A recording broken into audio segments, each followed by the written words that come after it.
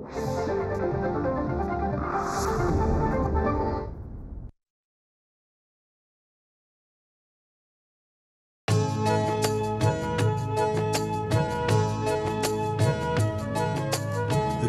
स्पंदन ठेवून नाती नूतन नित्य गुंफते ती.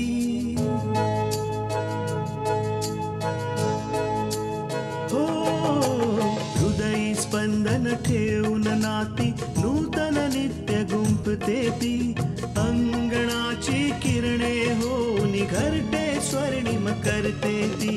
स्मित फुलवून अधरांवरती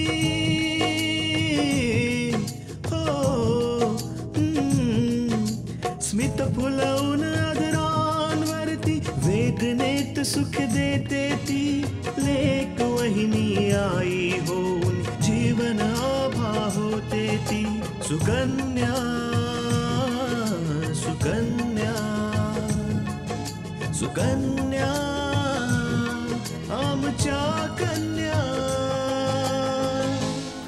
तो घरपर्यंत आला होता. होय, त्याने मला घरापर्यंत सोडलं. होतं खूपदा होतं असं की माणूस जसा दिसतो तसा मुळीच नसतो. आकांक्षा घरी येईपर्यंत आम्ही सगळे हीच प्रार्थना करत होतो की ती जिथेही कुठे असेल तिथे सुखरूप असो. असं आहे तर हीच तर गोष्ट आहे आजी. गायब तर आकांक्षा झालीये, पण पूजाच्या घरच्यांनी तर पूजावर बंदी घातलीये. संध्याकाळी घरातून बाहेर पडण्याची. मैत्रिणींना घरी बोलव, कोणाशी बोलू नको.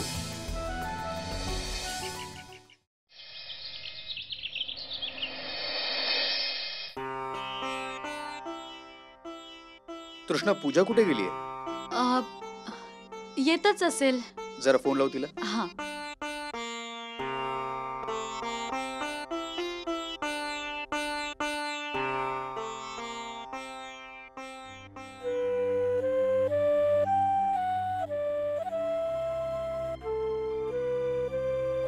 दादा,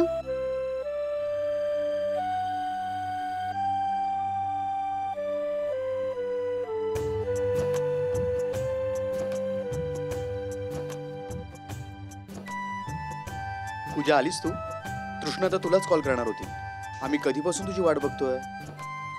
हो, मी ते सामान एवढं घ्यायचं होतं की वेळ कसा गेला कळलंच नाही. काही हरकत नाही पूजा. बाजारात आपल्या आवडीची गोष्ट घेताना वेळ तर लागतोच ना. आई कुठे दिसत नाहीये. आई, आलीस पूजा? बघून घे सगळं सामान व्यवस्थित आहे ना? काही विसरली नाहीस ना? चल. आई, हे उरलेले पैसे.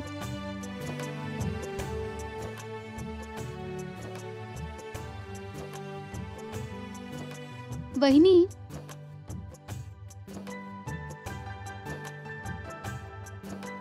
वहिनी, आकांक्षेबद्दल काही कळलं का? हो पूजा, आकांक्षा तर केव्हाच घरी परत आली. काय? अरे वा, हे खूप चांगलं झालं. मग तिने सांगितलं का वहिनी की तिचं किडनॅपिंग कोणी केलं होतं? म्हणजे मला म्हणायचंय की दीनानाथजींचं नाव घेतलं होतं का? नाही पूजा, हे दीनानाथजींचं काम नव्हतं. हे त्यांच्या कोणी शत्रूनेच केलं होतं. वहिनी, मग आकांक्षा घरी कशी पोहोचली? पोलिसांनीच शोधून काढलं असेल ना? नाही पूजा, पोलीस तर जागचे हल्ले देखील नाही. त्यांनी FIR पण नोंदवला नाही. मग आकांक्षाने? दीनानाथजींचा मोठा मुलगा विराज आहे ना, त्यानेच आकांक्षाला गुंडांपासून सोडवलं. विराजनी? हो पूजा, विराज खूप चांगला मुलगा आहे. नाहीतर आजकाल कोण कोणासाठी आपला जीव धोक्यात घालतंय. हा, विराजने खरंच खूप चांगलं काम केले वहिनी. विराज तर कालच त्या ठिकाणी पोहोचला होता जिथे आकांक्षाला किडनॅप करून ठेवलं होतं. आणि त्याने तिला सोडवलंही होतं. पण तो गुंड आणि त्याची माणसं त्या दोघांच्या मागे लागली होती. म्हणून रात्रभर त्यांना एका ठिकाणी लपून राहावं लागलं आणि सकाळ होताच ते घरी परतले.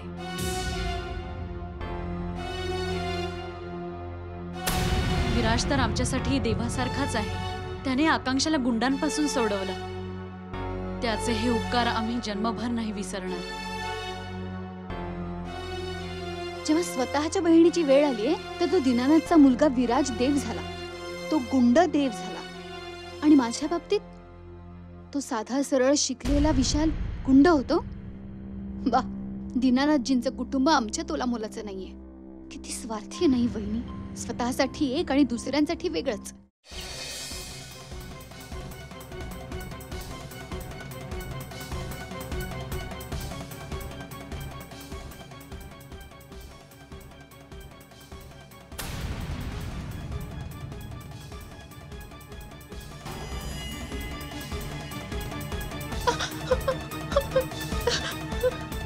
ए जू, ही पोरगी माझ्या ताब्यात दे चल.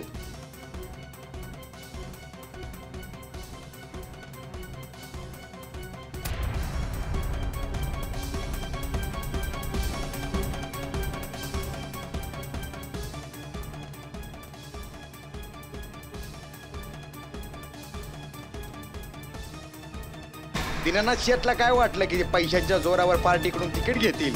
कधी नाही राज, असं कधी नाही होणार आहे. या पोरीला मी विचारपूर्वक पळवून आणलंय.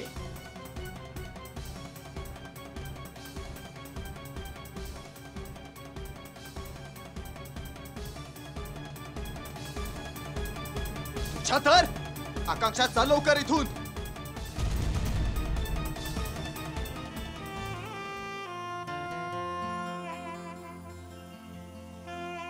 नाही, मला पाणी नकोय. ठीक आहे, नको पियूस. अजून किती वेळ इथे राहावं लागणार आहे?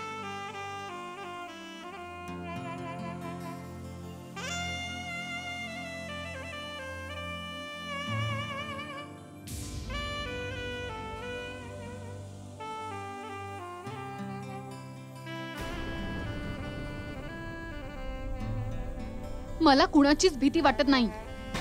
अच्छा, ठीक आहे, तर मग मी आताच बाहेर जाऊन येतो. नाही, तुम्ही कुठे जाऊ नका.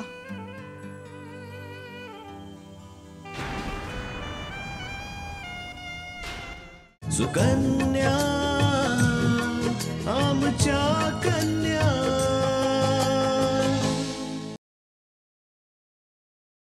विराज, हा, कसला विचार करतोयस? काही नाही आई, ते आपलं सहजच. चल ये, जेवून घे थंड होण्याआधी.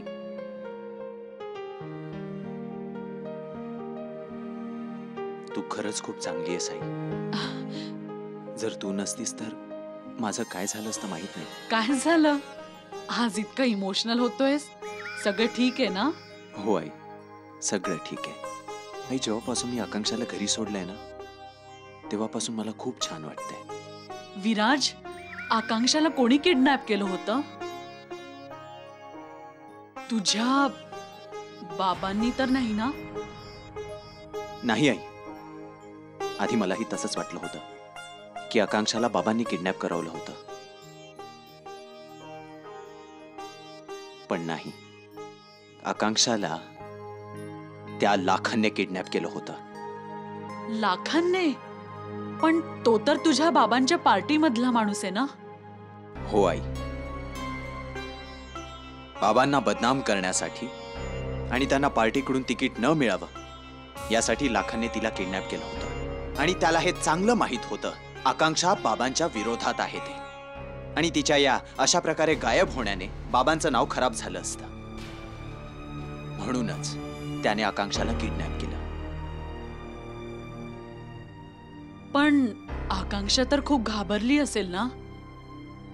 नाही आई, आकांक्षा अशी मुलगी नाहीये जी अशा छोट्या मोठ्या गोष्टींनी घाबरून जाईल. ती एक धैर्यवान मुलगी आहे. तिने ज्या हिमतीने लाखांचा सामना केला ते खरंच स्तुती करण्याजोगं आहे. आणि याआधी त्या लाखांनी तिच्यासोबत काही गैरवर्तन करायचा प्रयत्न केला असता मी आधीच तिथे जाऊन पोहोचलो, आणि मी माझ्या परीने आकांक्षाला लाखन आणि त्याच्या माणसांपासून वाचवलं. आणि कसे बसे आम्ही तिथून पळून गेलो. पण लाखन आणि त्याच्या माणसांनी आमचा पाठलाग नाही थांबवला. त्यांच्यापासून वाचण्यासाठी आम्ही दोघांनीही एका आड जागी रात्र घालवली. आणि आज सकाळीच आम्ही तिथून निघालो. रोडवरून एकाकडून लिफ्ट घेतली आणि त्यानंतर मग आकांक्षाला घरी सोडून आलो. हे तर तू खूप चांगलं केलंस बेटा. आकांक्षाला लाखांपासून सोडवून तू तिला एकटं नाही सोडलंस. नाही तर ती घरी पोचली कशी असती माहित नाही. हो आई. आणि माहिती आई ती मला काय म्हणाली? काय? ती म्हणाली की भले मी तिचे प्राण वाचवले असतील पण तरीही ती बाबांच्या विरोधातच राहील. ती बाबांना विरोध करतच राहणार आणि वस्तीवाल्यांना त्यांचा अधिकार मिळवूनही देणार. पण विराज, ही गोष्ट जर तुझ्या बाबांना समजली तर त्यांना खूप वाईट वाटेल. म्हणतील की काय गरज होती आकांक्षाला सोडवण्याची. बाबांना तर मी सांभाळून घेईन नाही. आणि तसंही त्यांच्या रागाची तर आता सवय झालीये मला. माहिती आई मी आयुष्यात पहिल्यांदाच अशा प्रकारच्या एका मुलीला भेटलोय जिच्यासाठी तिचे विचार, तिची तत्व आणि तिचा खरेपणा हे तिला आपल्या प्राणांपेक्षा प्रिय आहे. ती यांच्याकरिता कोणाशीही टक्कर घेऊ शकते. विराज, तू मला आकांक्षाबद्दल जे काही सांगितलंयस ना त्यावरनं ती खूप चांगली मुलगी वाटते. हो आई, ती खरंच खूप चांगली मुलगी आहे.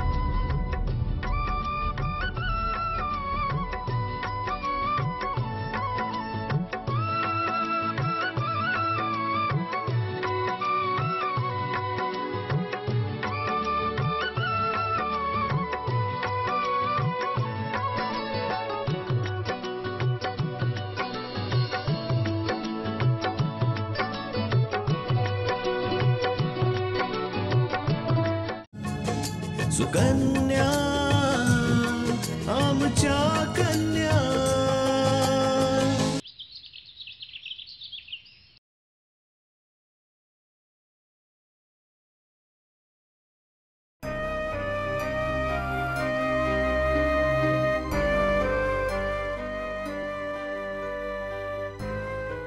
तुम्ही महत्वाचं वाचताय का? नाही, सहजच वाचत होतो. बस ना.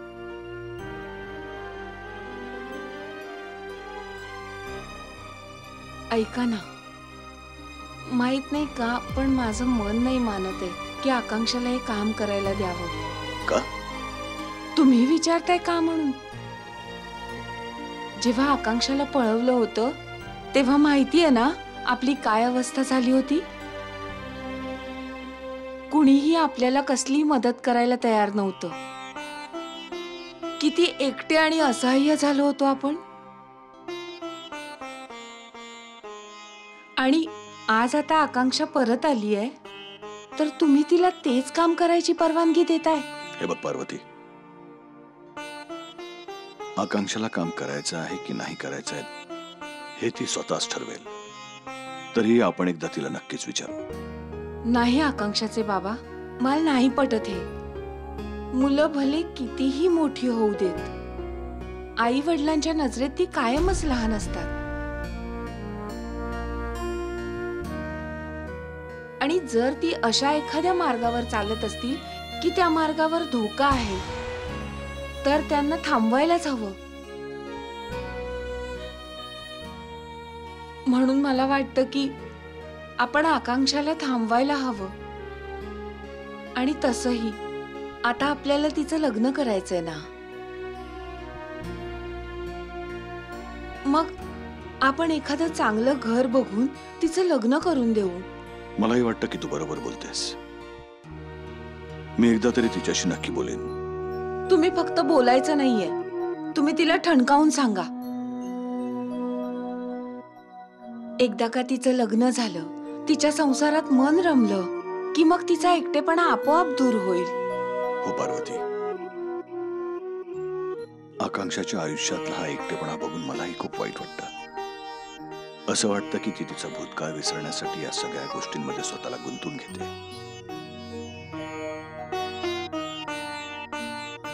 असं वाटतं की जसं तिला स्वतःची काळजी नाहीये, चिंता नाहीये. म्हणूनच तर म्हणते की आपल्याला आकांक्षाचं लग्न लवकरात लवकर करायला हवं. तिला एकदा का समजून घेणारा जीवनसाथी मिळाला ना की आपोआप सगळं ठीक होईल. आकांक्षाताई, तुम्ही बरे आहात ना? तुम्ही गेल्यानंतर आम्हाला काही करमत नव्हतं. मी बघते. मी पण येतो. जेव्हा आम्हाला कळलं की दीनानाथच्या माणसाने तुमचं अपहरण केलंय तेव्हा तर आमची झोपच उडाली. येऊ द्या त्या दीनानाथच्या माणसांना, त्यांना मारून मारून पळून लावू. तुम्ही शांत व्हा आधी, शांत व्हा. हे बघा, मी काय म्हणते ते नीट ऐका. मला दीनानाथच्या माणसांनी नाही तर दुसऱ्याच गुंडांनी किडनॅप केलं होतं.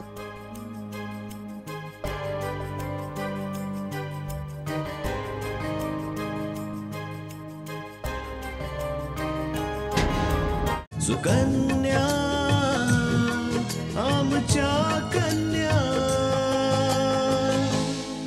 मला दीनानाथच्या माणसांनी नाही तर दुसऱ्याच गुंडांनी किडनॅप केलं होतं.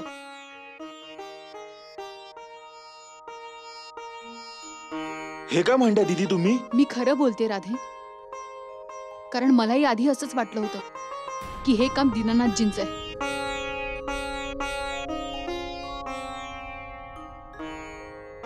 पण नंतर मला समजलं की हे काम त्याच्या कुठल्या तरी दुश्मनाचं आहे आणि त्याने त्याचा बदला घेण्यासाठी मला किडनॅप केलं होतं. बरं, हे सगळं सोडा आणि मला हे सांगा, तुमच्या जमिनीच्या केसची काय बातमी आहे? असं वाटतं पोरी की ही केस तर आम्ही हरणारच. तुमच्या जाण्यानंतर ती माणसं आली होती, आम्हा सगळ्यांना जबरदस्तीनं घराच्या बाहेर काढलं.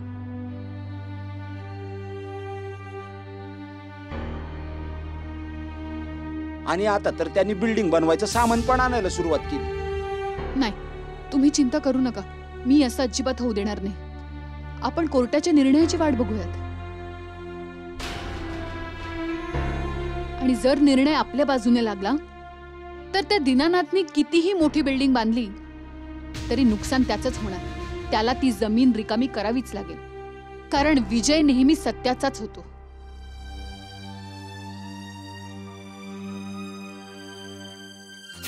हे तर खूप चांगलं होईल बेटा. बरं मग येतो आम्ही. उद्या तरी येशील ना तू वस्तीत? हो हो, मी येणारच. उद्या सोमवार आहे आणि उद्याच आपण वकिलांना भेटून ही केस फाईल करून टाकूयात. तुम्ही निश्चिंत होऊन घरी जा दादा. बरं बेटा. नमस्ते दीदी.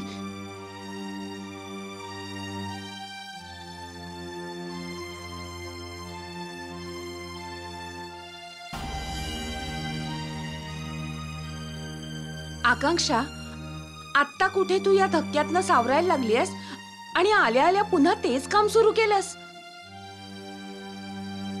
आई, मी हे काम असं मध्येच अर्धवट नाही सोडू शकत.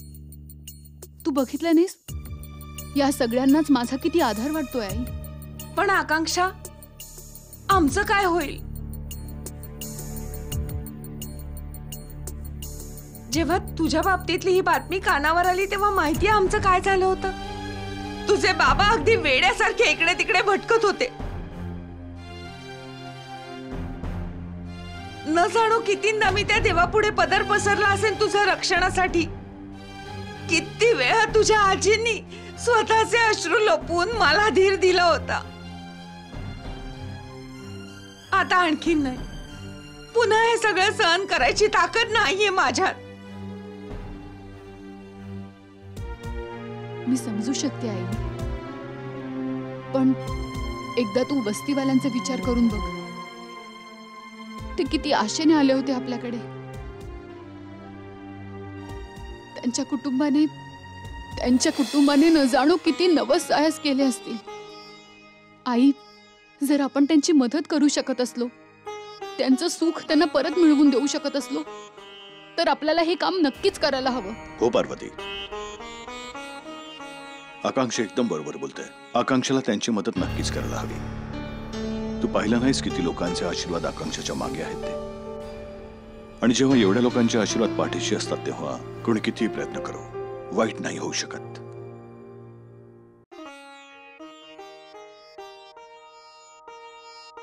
आई, मी माझ्या रूम मध्ये जाते. मला उद्याच्या केसची तयारी करायची आहे.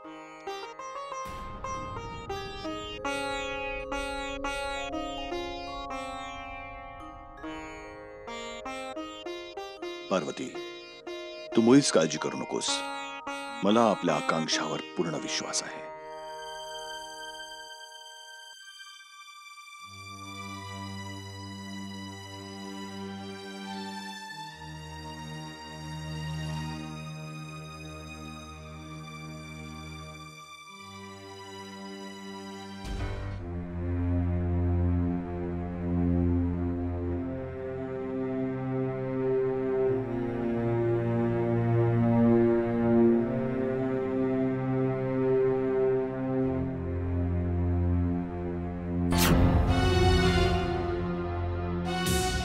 अरे विराज, कुठं होतास दिवसभर?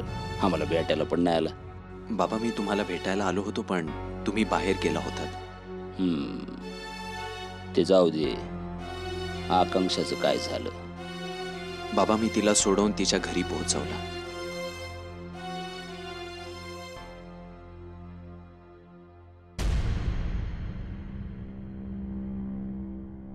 कोणी केलं होतं आकांक्षाचं अपहरण? कोण आहे जो आमच्या नावाचा दुरुपयोग करतोय? बाबा तुम्ही त्याला चांगलेच ओळखता. आकांक्षाला किडनॅप लाखांनी केलं होतं.